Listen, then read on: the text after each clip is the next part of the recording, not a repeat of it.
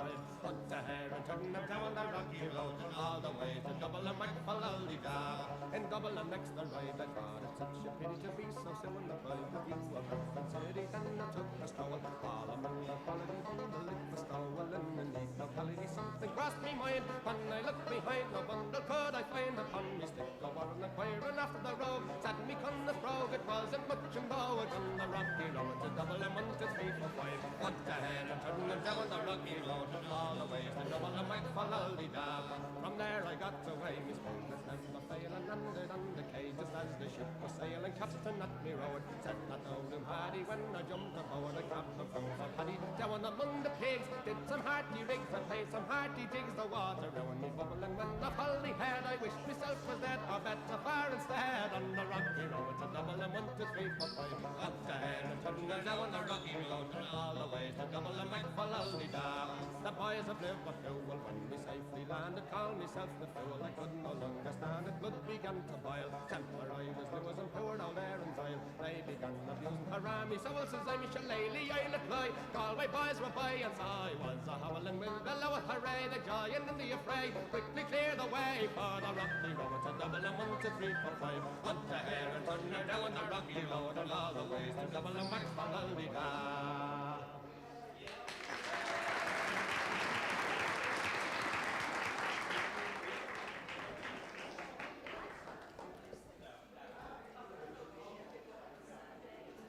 On Raglan Road of an autumn day, I saw her first and knew that her dark hair would weave a snare, that I might one day rule. I saw the danger and I passed along the enchanted way, and I said, let grief be a fallen leaf at the dawning of the day.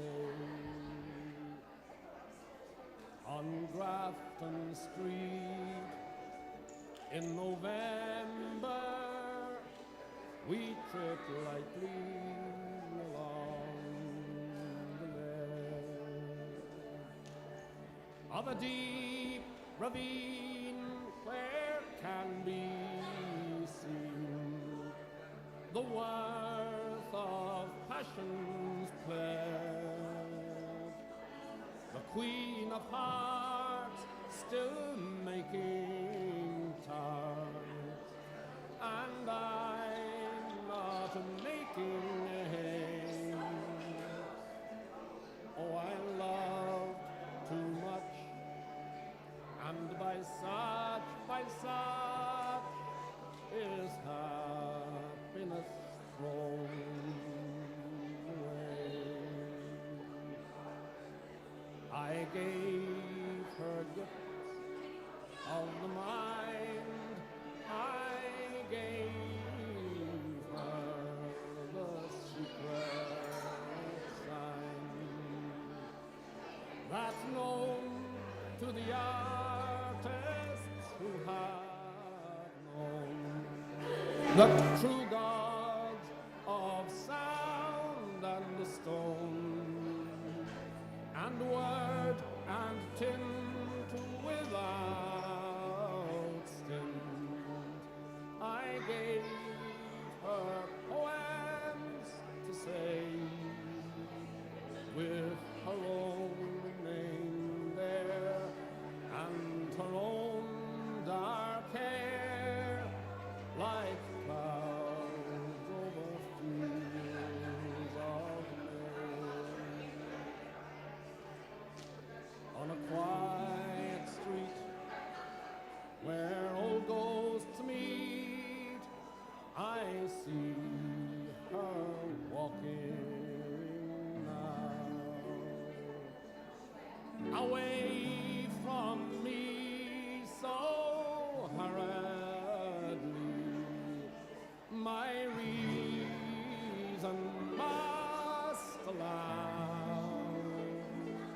that I had loved not as I should, a creature made of clay.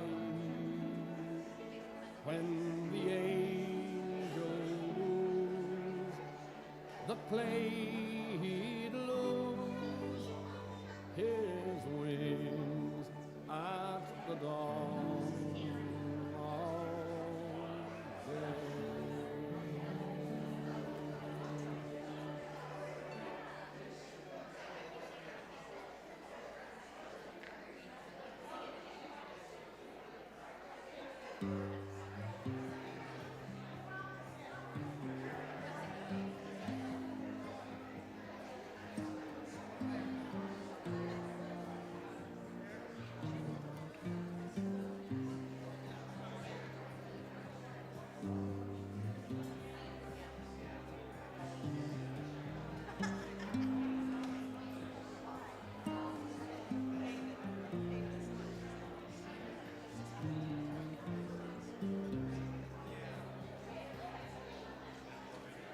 of day.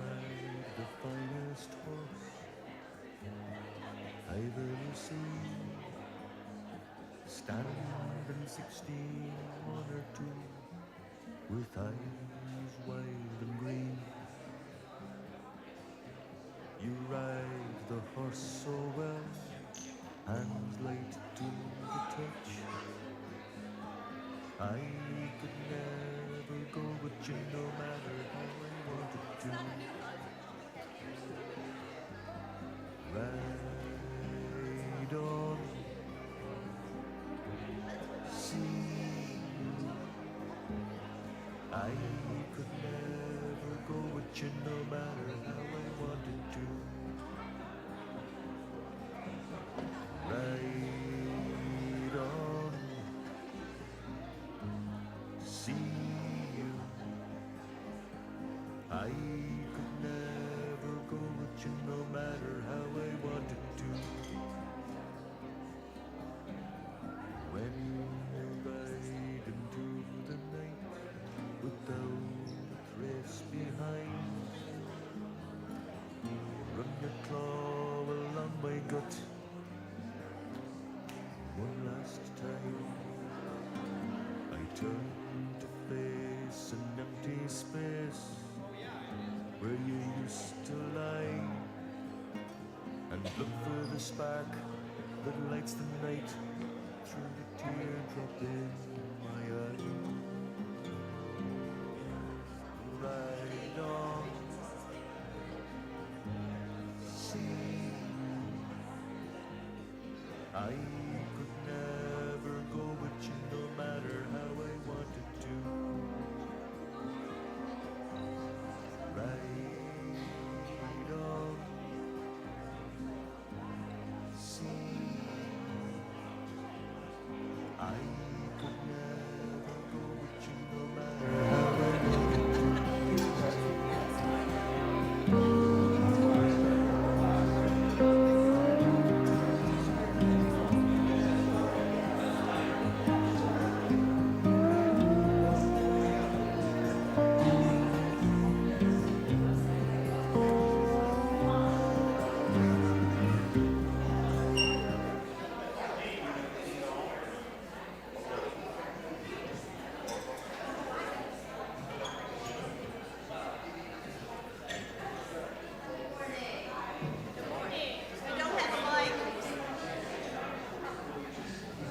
Good morning. Yes, indeed. I'm Carmela Southers. She, her, sorry. Whatever, it's all right. And I will be your worship associate this morning. I'm going to read some words now from Robert Frost. Before I do, the coffee pot blew a fuse this morning, so try to stay awake while I'm listening to this. It must be really strong coffee when it does come. Feel free to grab a cup when it does come. So, Robert Frost. When a friend calls to me from the road and slows his horse to a meaning walk, I don't stand still and look around on all the hills I haven't hoed and shout from where I am, "What is it?"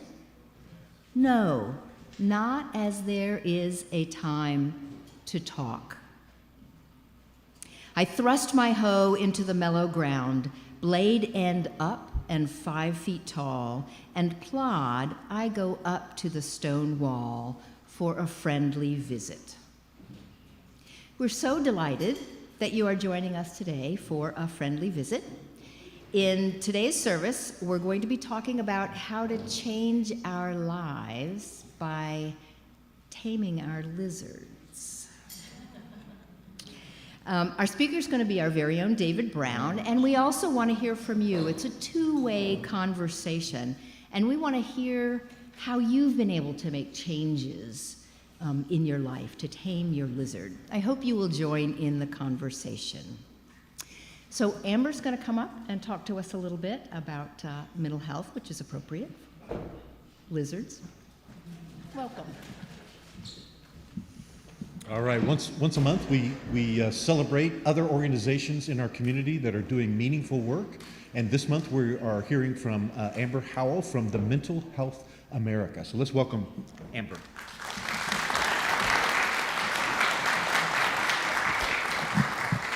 Hello, I'm Amber Howell, and I'm actually the helpline coordinator for Mental Health America Fredericksburg.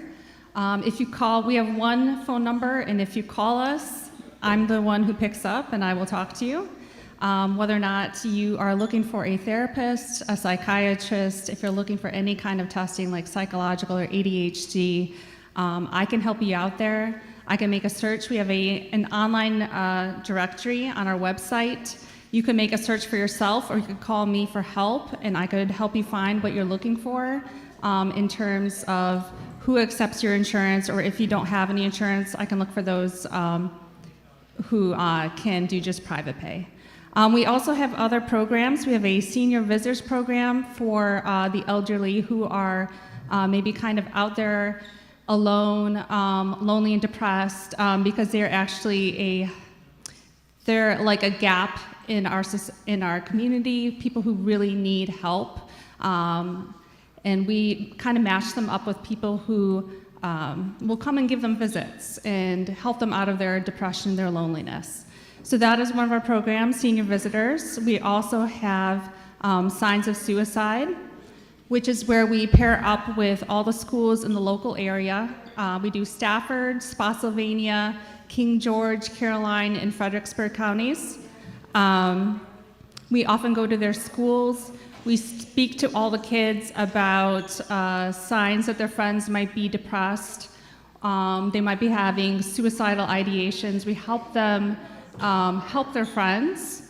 We also tell them who are the people that they can go to when they need help, like counselors at the school.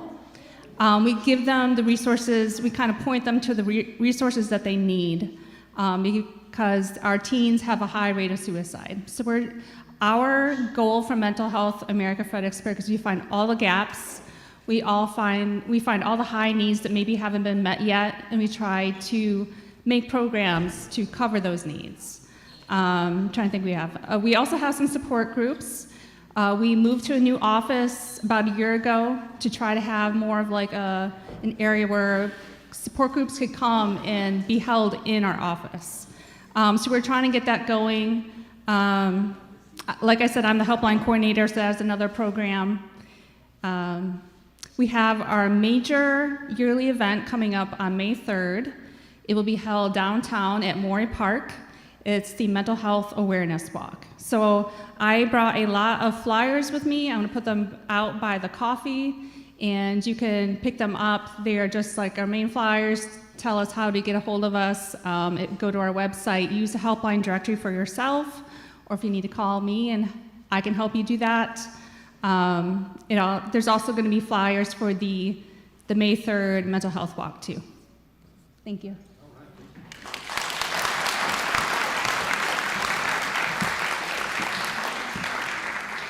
All right. I forgot to ask the greeters to have the baskets ready. Are greeters here? Are you in the service? You out in the lobby? We're going to take an offering. Lovely greeters.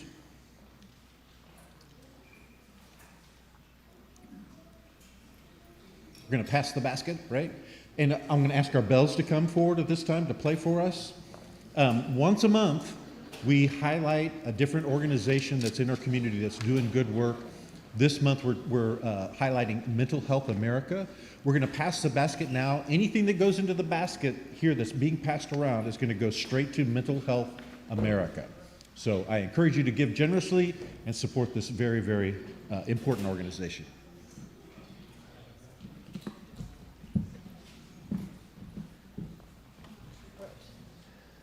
Check your bells. Bells ready? One, two, and ready.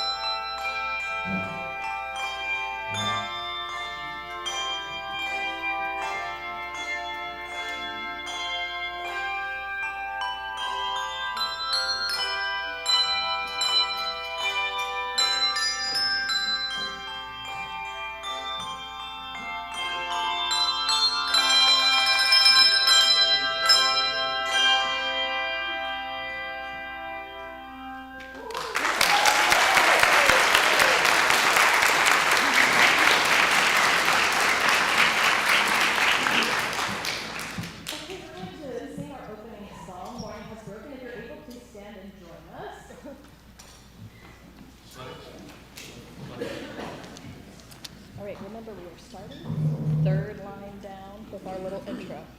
And the bells will bring us in. So. Here we go. Praise God. 1, 2, 3, 4, 5, 6.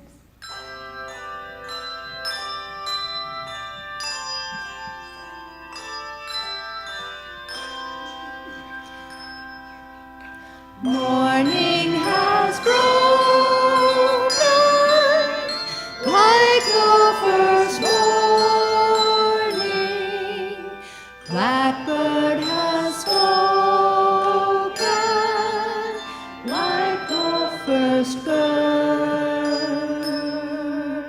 Praise for the singing, praise for the morning, praise for them springing, fresh from the word. Sweet the rain's new fall, sunlit from heaven, like the first dew fall on the first grass. Praise for the sweetness of the wet garden, sprung in completeness, where God's feet pass. Mine is the sunlight, mine is the morning, born of the one light, Eden saw play. Praise with elation, praise every morning, God's recreation of the new day. Thank you. Now the kids' RE begins now. You can come out this way. Join Jackie.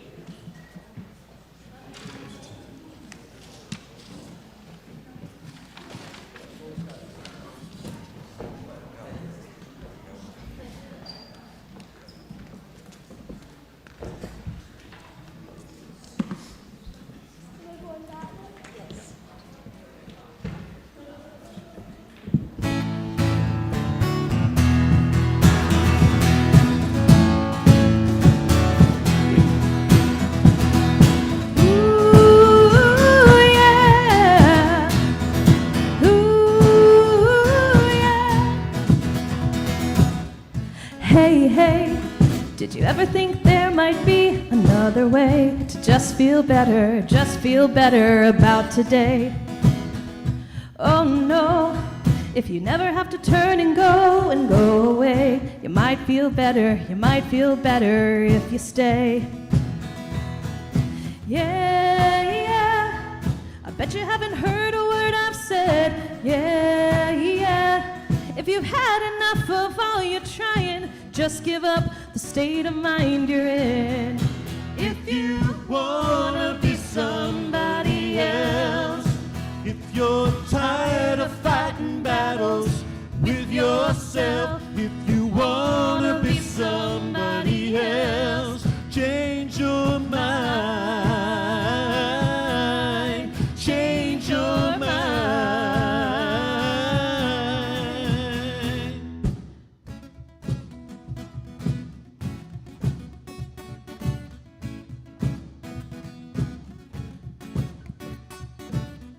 Hey, hey, have you ever danced in the rain or thanked the sun just for shining o'er the sea?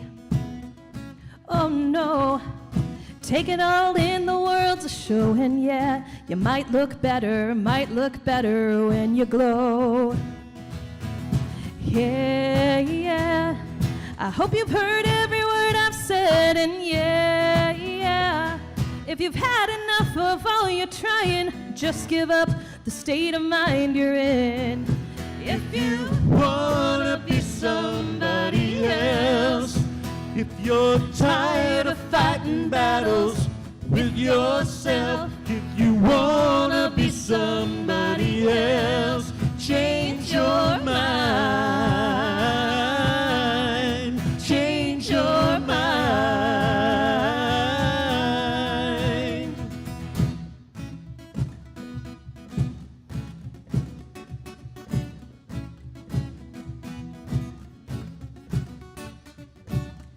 Hey, hey, what you say? We both go and seize the day, 'cause what's your hurry? What's your hurry anyway? Yeah, yeah, I hope you've heard every word I've said. Yeah, yeah, if you've had enough of all you're trying, just give up the state of mind you're in. If you wanna be somebody else, if you're tired of losing battles with yourself, if you wanna be somebody else, change your mind, change your mind.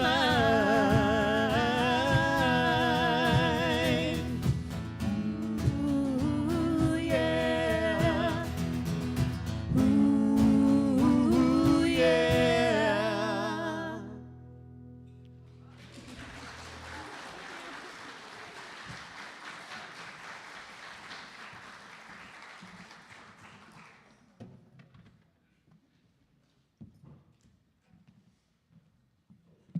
All right. Did we get the coffee? The coffee's still not back there. Oh my gosh. How can you have a UU surface without coffee? All right, if you'd like to join in the conversation, I invite you to go to menti.com, or you can take your camera and zoom in on that QR code right there. And the meeting number is 2562 7757. Just as a note, if you see the little printed orders of worship out in the foyer, they have that code so you can be ready. It's also up on the announcement slides beforehand, so if you think about it, get in here a little bit early and get that all set up, then you'll be all set. So today we're talking about how to train your lizard. So I have to tell the joke. What do you call a T-Rex that's anxious? A nervous Rex, yes. Yes. All right. First thing I want to say this morning is all models are wrong. Some are useful, but they're all wrong. Have you noticed that it is hard to improve yourself? New Year's resolutions, annoying, unhealthy habits, even things like learning a new language, John. And yet, we're constantly trying. And some are more trying than others, yes. But we are convinced that things would be better if we changed. And we are equally convinced that if we only try hard enough, we can change in any way that we imagine. There's one major problem with this whole assumption. The one who needs to change is the very same person as the one who's trying to change. Said another way, you can't pick yourself up by your bootstraps. I need to fix myself is as nonsensical as I need to forgive myself. It just simply cannot be done. Not really. A couple weeks ago, I talked to you about the movie Inside Out. It's about a young girl named Riley who's adjusting to her family moving. The movie portrays her as having 5 persons living inside her head. Each one is a different emotion: joy, sadness, fear, disgust, anger. Each of them vies for control of Riley. It's hysterical, it's touching, and it really demonstrates what we think is going on in our heads. We all have voices in our heads. Don't pretend you don't. The line between you and the screaming person on the DC Metro is simply one of degree. Not only do we all have voices inside our heads, we have multiple voices in our heads, and they often don't agree with one another. And here's the astounding truth. We don't control those voices. Have you ever had a truly bizarre idea come through your mind and you stopped and said, I wonder where that came from? Right? We all have. The truth is, all thoughts are this way. Where do they come from? Normally we say, well, from our heads, from our brains. And certainly our brains are involved, but they don't come from you. And by you, I mean the person you think you are. There is no you inside your head that is deciding what to do. There is no you inside your head that is learning or forgetting, for that matter. Thoughts happen, yes. Learning happens, yes. Forgetting happens, of course. There's just no you involved. You are a model. And as I said at the beginning, all models are wrong. It's simply not true. Studies have shown that the impulse in your brain that causes you to actually physically lift up that cup of coffee to your lips, that impulse comes before the thought, I'm going to have a sip of coffee. The story we tell ourselves is always after the fact, never before. Our thoughts are not in control. Whoa, whoa, whoa, whoa. What do you mean? If I'm not in control, then who is? Excellent question, Grasshopper. In fact, who am I is said by mystics the world over to be the most important question ever. It's the one question that changes everything. And by everything, I mean, of course, nothing. The Buddhist concept of no self is the same idea we're talking about right here. The model we use to talk about ourselves is wrong. It is not a fact, but it is useful. We use it all the time, and it genuinely helps us to make sense of our lives. So it is not a model that we should just throw out, but when we come face to face with its limitations, that's the key. That's the key. And when you try to change yourself, you're going to bump into this limitation. Addictive behavior is an obvious example. Why would anyone choose to drink themselves to death, or eat themselves to death, or ruin their lives with anger, or destroy another life in rage? Why do we doom scroll? Why do we burn a hole in our gut, worrying? Our model of who we think we are is not perfect. It's helpful in many ways, but it is not the answer to our problems. If it were as simple as, well, just say no, we wouldn't have any problems anymore. If we cling to that model and think that we just need more willpower, we will soon discover that our model crumbles. We want to believe our model. We want to believe that we have control. We want to believe that we are the masters of our own fate. We want to believe we can choose anything we want. And if that's working for you in your journey, great. The model of you is there because it genuinely helps. Sometimes. But when you come to a place where it no longer explains what you're experiencing, remember this sermon. All models are wrong. Second thing I want to tell you, we are not alive, we are being lived. How did you learn to walk? Did your parents sit you down and explain how your feet work? And your knees? Did they explain about the small hairs in your ear that maintain your balance? Did they go on to teach you how to see and how to judge distances?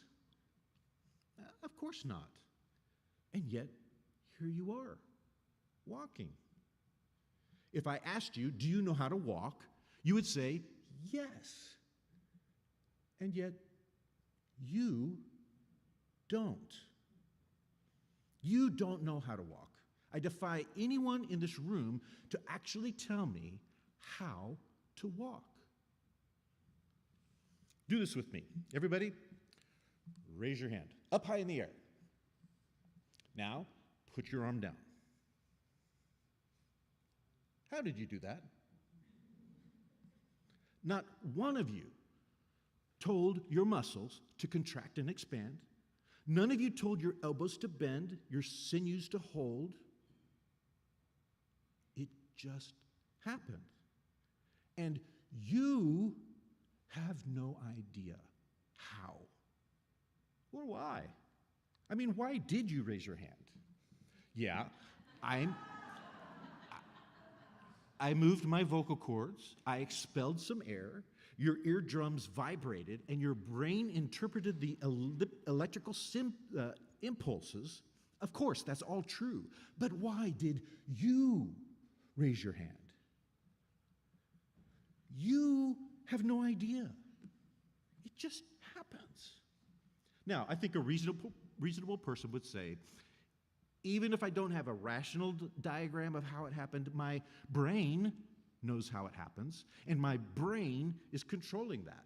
Nerve impulses are sent to the muscles, and the muscles respond. This is all scientifically true, but let me ask you this. Do you grow your hair? Do you digest your food? Or do those things just happen? Now, my point is not that things aren't happening. My point is that you, the person you think you are, is not the one doing them. They are happening, they're just not being done by you. They are being done through you. Need more proof?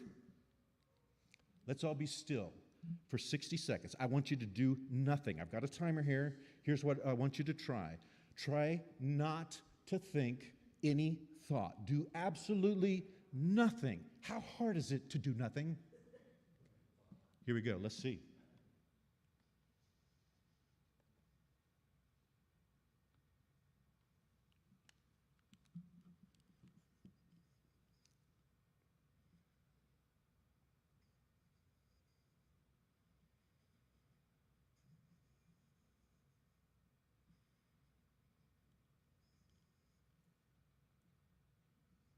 Do we need to go on?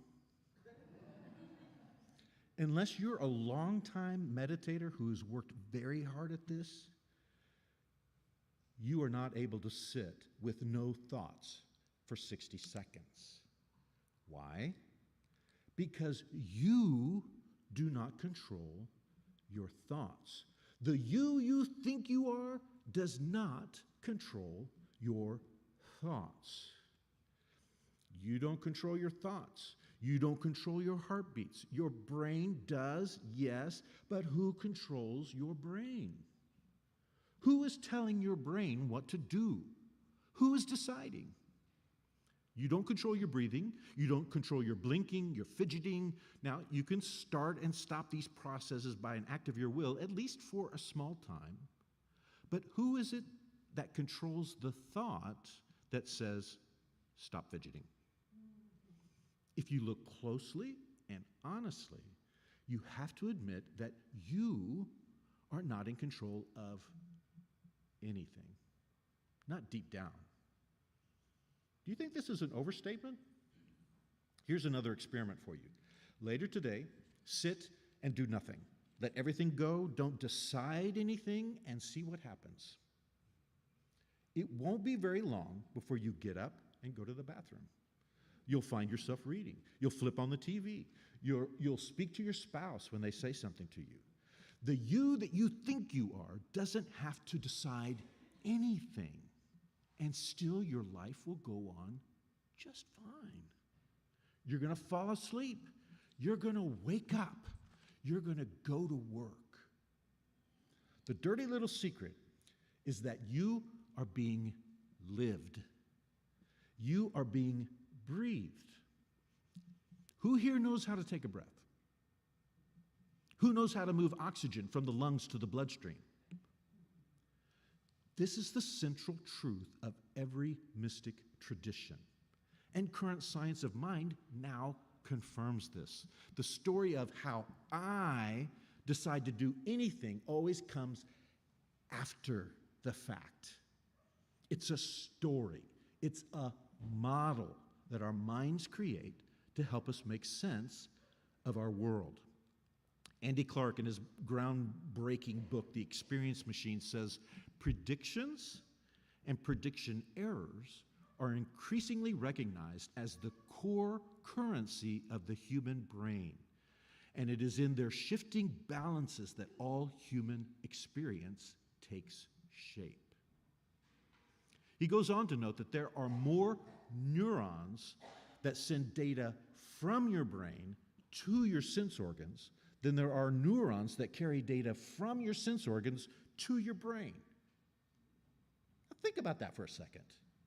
Your brain is sending way more data to your eyes than your eyes are sending to your brain. And I feel pretty confident in saying that you are not the ones sending the data to your eyeballs. There is something else in control. It is not you. My wife, Rebecca, has taken up painting. She's really quite good at it. But she says inside of her are two painters. There's Rebecca, who follows all the rules, who does what the teacher says, who stays inside the lines. Rebecca is the one who needs to understand why things are right or wrong. Rebecca's painting is very driven by thought and reason. But there's another painter inside her that she calls Becky. Becky doesn't care why. Becky doesn't care if a painting looks good. Becky is carefree, just bleep, blop, bloops the paint and has fun with the project. Becky is happy. Rebecca is concerned. Now, maybe you've experienced something like this in your life, times when you were intensely concentrated and overburdened on a task. And then at another time, you were carefree. You were having fun, doing the exact same thing. There's only one person here. Inside my wife, there's only one painter. Becky really is Rebecca, but just without the feedback loop of thinking. If we can let go of control, of being responsible, and just let life happen, we discover a wonderful truth. Life goes on just fine without you. In fact, it is better without you, without the you think you are. This decider you doesn't exist. And most of the time, it just gets in the way. This truth is both freeing and terrifying at the same time. It's freeing because suddenly I understand why I cannot stop drinking. It's terrifying because suddenly I understand why my efforts to change myself frequently fail. I can change. I will change. No doubt about that. I'm saying that the I that I think I am cannot change me. That's an important distinction. I cannot think myself into right action. Point number 3, awareness is all we have.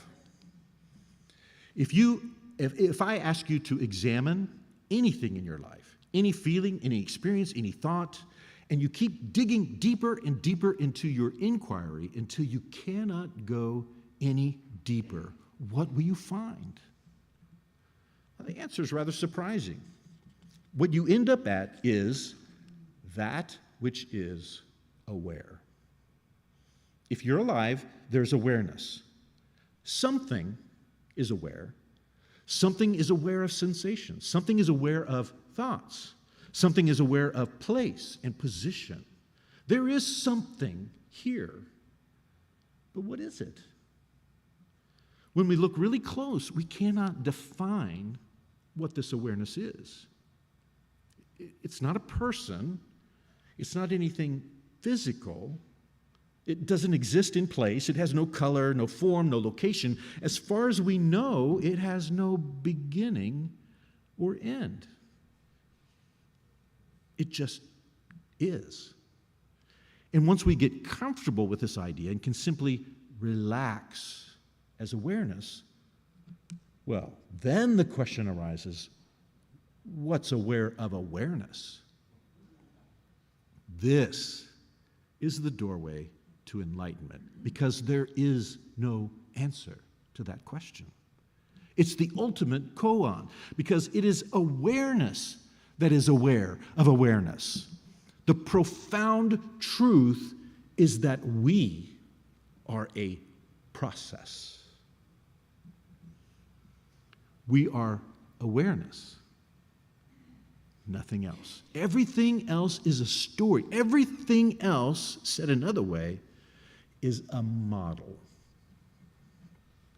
Mystics all say that we have to die before we die. According to Rupert Spira, to die before you die means to go deeply inside yourself through the layers of personal experience until we get to simply being, the raw experience, I am. That experience is utterly intimate. It is our very self, but it's impersonal and unlimited. It is God's being. Well, hello, lizard. All of that I've just said was an introduction to my actual sermon this morning. How to train your lizard. See, first I have to convince you that you are not who you think you are before we can ever talk about change.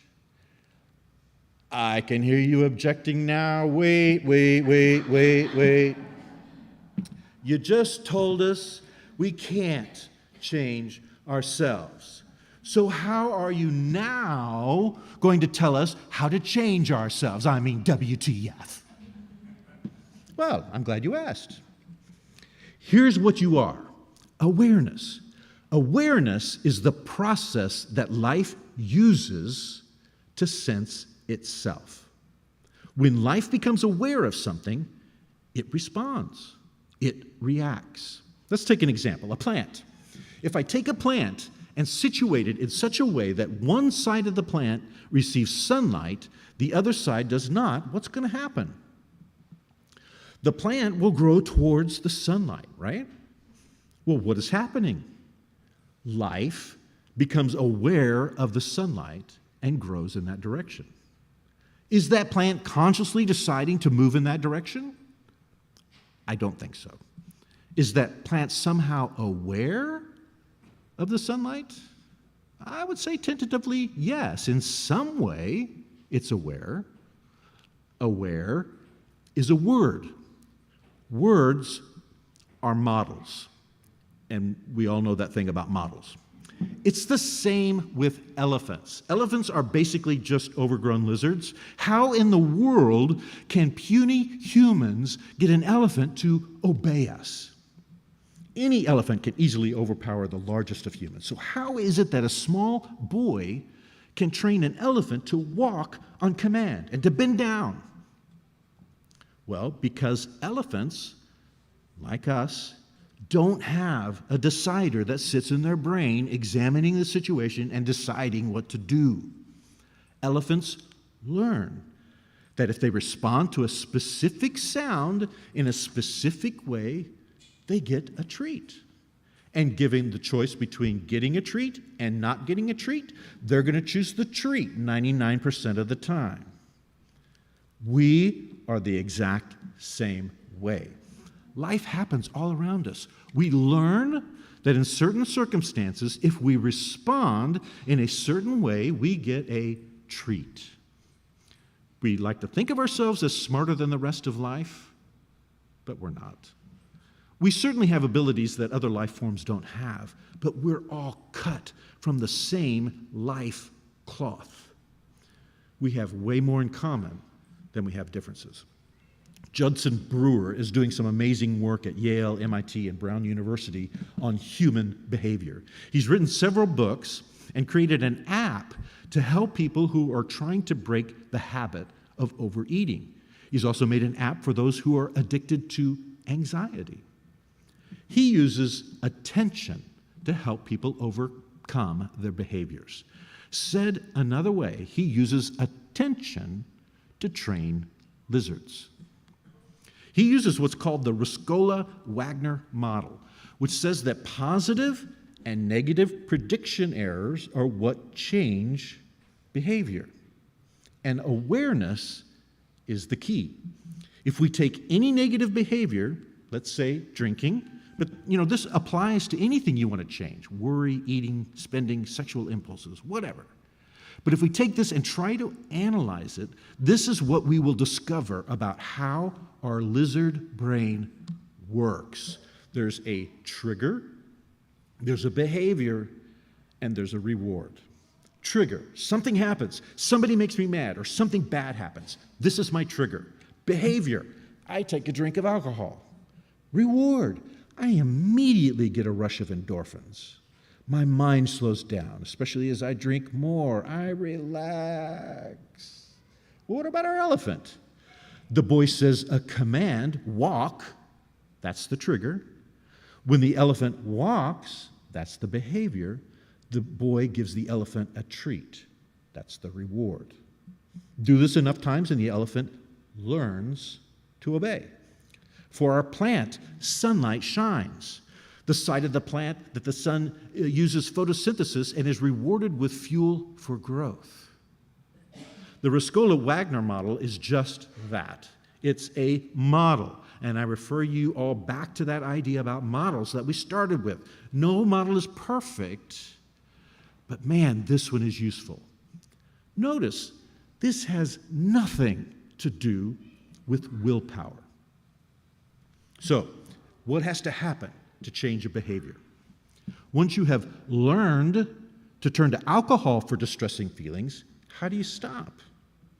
I can tell you, to this day, everything inside of me wants a drink when I get stressed. Your body does not forget the places it finds relief. We are genetically programmed to remember where we find food and relief. It's kept us alive for thousands of years, but like all evolutionary traits, it can become a problem. Awareness becomes the key. And this is good because we are awareness. We have to slow down and really assess what we are gaining from our behavior. In the case of overeating, we have to stop and really start tasting what we are cramming in our mouths. Does bite 3 really taste as good as bite 1? What about bite 16? By paying careful attention, we begin to see that we are not getting the reward that we think we are, at least not after the first 1 or 2 bites. We have to relearn, we have to reprogram our lizard brains to the new reality. As I said before, you cannot think your way into right action, but you can act your way into right thinking. Awareness is everything when it comes to behavior change. It takes time and repetition. We have a new puppy at home, Charlie, who was born September 1, 2024. We don't want Charlie to urinate all over our house. We're kind of weird that way. So we set up pee pads. When Charlie started to pee, we would grab him and take him to a pad. Once done, we would reward him with a treat. Now, how many times do you think it took before he finally caught on? As he gets older and the weather outside gets warmer, we're going to retrain Charlie to pee outside. We're going to move the pee pad close to the door. If we see him urinating, we're going to grab him and put him outside. We're not going to treat him anymore for peeing on the pad. We'll only treat him if he pees outside. Well, how many times do you think we'll have to do this before Charlie gets the new message, before he learns? Does Charlie need more willpower? Does Charlie somehow decide where he's going to pee? No. The truth is, Charlie couldn't care less where he pees. I don't think there's some decider in his brain that says, if I pee outside, I'll get a treat. When Charlie has the urge to pee, that's his trigger, he doesn't have to ponder what to do. Something deep inside him says, get outside. And sure enough, he gets the treat.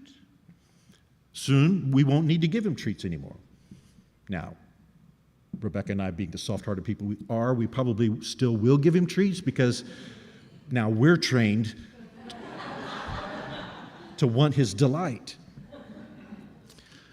Even without treats for each behavior, he will still pee outside. Why? Well, because his brain has learned that this is a way to get a reward. It no longer matters that the reward is now intermittent or even gone completely. I would love to be able to stand in front of you and say, you and I are smarter than Charlie. But I'm living proof that we are not. Don't forget, somebody potty trained you too. If you failed in a New Year's resolution, if you have a bad habit you can't change, if there are things you do now that you know are bad for you, but you do them anyway, well, then, hello, lizard. You cannot think your way into right action. Here's the good news. Knowing that we are lizards is our superpower. Actually, lizards don't know they're lizards, right? If we know that we will act according to the pattern of trigger, action, reward, then we can move in that direction. We can pay attention. We can notice that the reward is no longer there. Or perhaps the reward is in bite number 1, but then it fades. So we stop after bite number 1. By focusing on the pattern, we can discover what Judson Brewer calls the BBO, the bigger, better offer. There is more than one reward out there if we look and if we pay attention. In AA, for example, we learn that there's a much better way to handle stress than to drink. When we look closely, we notice that alcohol doesn't actually taste that great. And we notice that getting plastered doesn't feel that great so much either the next day. We also notice that people don't like us nearly as much when we are drunk. And we notice that we do really stupid things when we're drunk. So what do we do when the trigger happens? Because triggers always happen. We call our sponsor. We say a prayer. We find a meeting of other alcoholics to talk about how we're feeling. It takes time. But we discover that these are much better ways of dealing with life. AA is truly all about that BBO, the bigger, better offer. Being sober and gaining back the trust of those around you and the delight of life unmedicated. But it only seems that way if you really take the time and pay attention. AA doesn't offer the immediate endorphin rush that alcohol gives. But given time, AA proves itself over and over to be a BBO. Again, we cannot think our way to right action. We have to act our way into right thinking. What about anxiety? When a stressful thing happens, many of us immediately resort to worry as our way of coping. We are literally addicted to worry. Why? We get triggered by an event, uncomfortable feelings arise in our bodies, and because they're uncomfortable, we immediately seek to soothe them. In the past, when we had a problem, we would think it through and come to a solution. So we learned that when something triggers these bad feelings, what we need to do is think it through. That becomes our default behavior. The deal is, an awful lot of the things that trigger us are not really problems that can be solved. They're just situations we have to deal with, to accept, to adjust to. An overactive mind doesn't help. Catastrophizing doesn't help. Thinking through all the possible things that could go wrong doesn't help. But our lizard brains keep going back to what worked at one time, looking for a solution. So we need to find the BBO. What's a better way to handle stress? What's a better way to handle anxiety? situations we can't control, we can't fix. Well, what about breathing? What about meditation? What about talking to a friend? Prayer. These are BBOs that we can train ourselves to seek. But it takes time and effort. It really helps to have a group of friends to help you and encourage you. You know, like a church or something. Do any of you know a good church I could go to?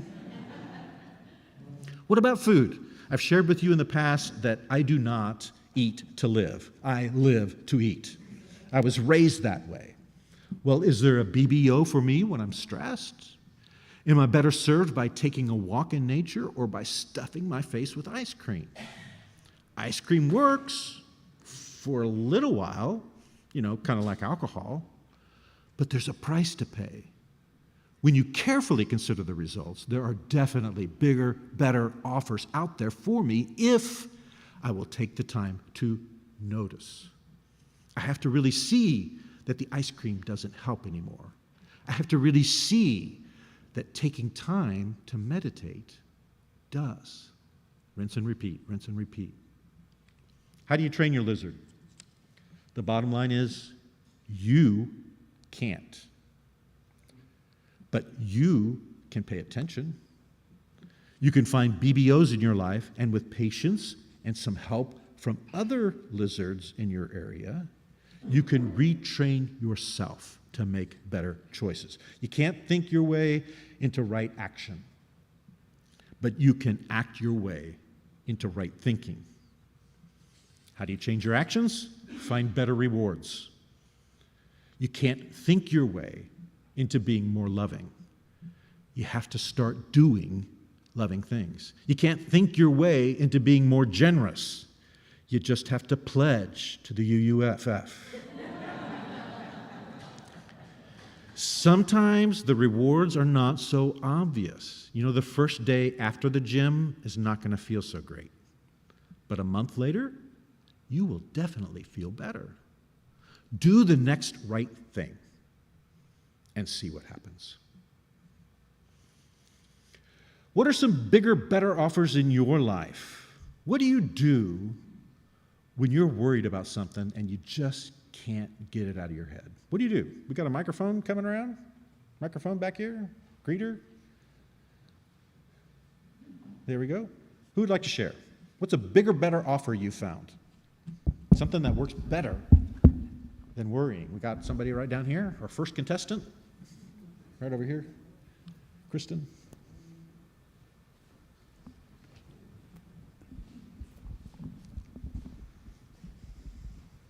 This is not exactly going to answer your question. Hold it close. I was getting there. There you go. All right. This is not exactly going to answer your question. I was thinking in the later part of this, this is why acting as a school counselor, parents get really, really upset with me because you can't force someone into this awareness. Yeah, so like in counseling, we understand that, and one of the primary techniques that's used, particularly with substance use, but I use it for just about everything because teenagers don't like it when you tell them what to do, as it turns out, is called motivational interviewing. So it's basically like assessing where the person is at in terms of how motivated they are to change, yeah, and like how responsive they are to suggestions for change. Yeah. And because it's knowing that people change when they feel accepted for who they are in the moment. Yeah. And there's nothing that anyone can do when someone's not prepared to do that other than accept them in the moment. That doesn't mean that you don't draw boundaries. But like, yeah, so just the other component of this is like, you can only do this for yourself. Right. Yeah. Yep. Good. What else? What other bigger, better offers have you found? What things that you have been able to overcome by learning a new way to think about things? Yeah, John? For me, what it's been generally is practicing gratitude, thinking of the things that I am grateful for, the people that I'm grateful for, the circumstances that I'm grateful for, and focusing on that instead of whatever is bothering me or worrying me. Yeah. Good. What about laziness? What's a bigger, better offer to laziness? Or jealousy? What else? What do you struggle with? What's something that you could use some help on?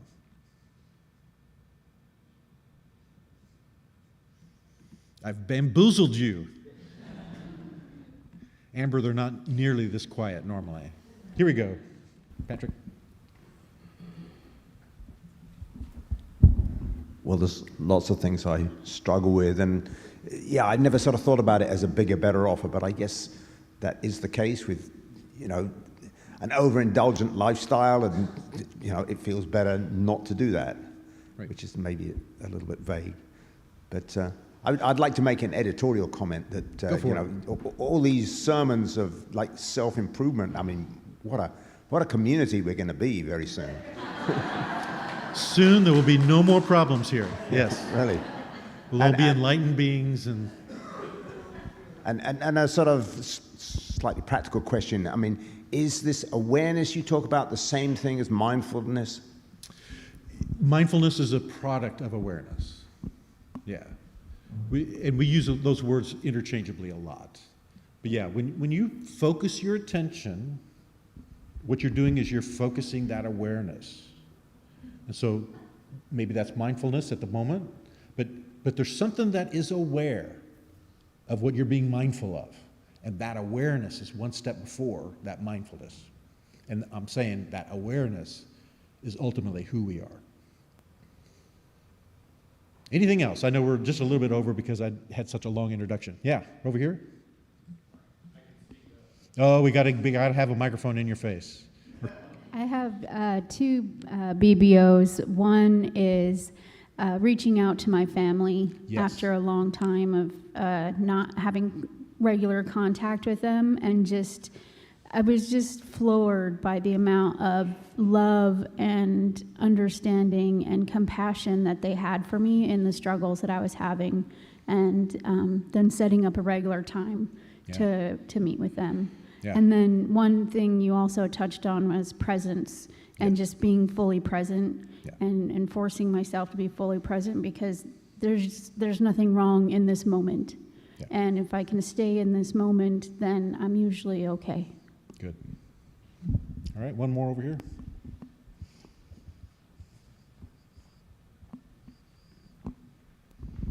Yeah, so for me, I guess music would be, like to dive into, helps to focus and everything, and just kind of get yourself out of whatever the situation is. And then also like observing my animals that I have, like the chickens and the dogs and stuff, because they're very much in the moment, just right there, and it's like, as a reminder. Yeah, good. So in AA this morning, we talked about, do you want to be happy or do you want to be right? And I didn't think of it at the time, but now it just occurs to me, that's which is the bigger, better offer. And when you really start to pay attention, you realize that being happy is much more important. All right, was there one other, or are we done? One other PBO for me, not perhaps for everyone, but just awareness or the ability to spend time in nature. And I want you all to look out the window behind David, and you'll see something. The wind is blowing. Maybe you can see the leaves fluttering out there. It might rain a little bit later on. Just spend a little time and be aware. Yeah, good. All right, joys and concerns.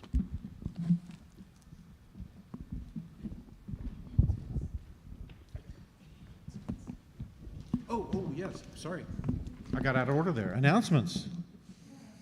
Finding Words for Grief. It's a 6-week grief writing class led by Gloria right over here. If you're interested, please sign up so that we know how many to expect, starting on March 19th. So see Gloria if you're interested in that. We're having a Cooking for a Crowd, which is a class to teach you how to handle food for the masses.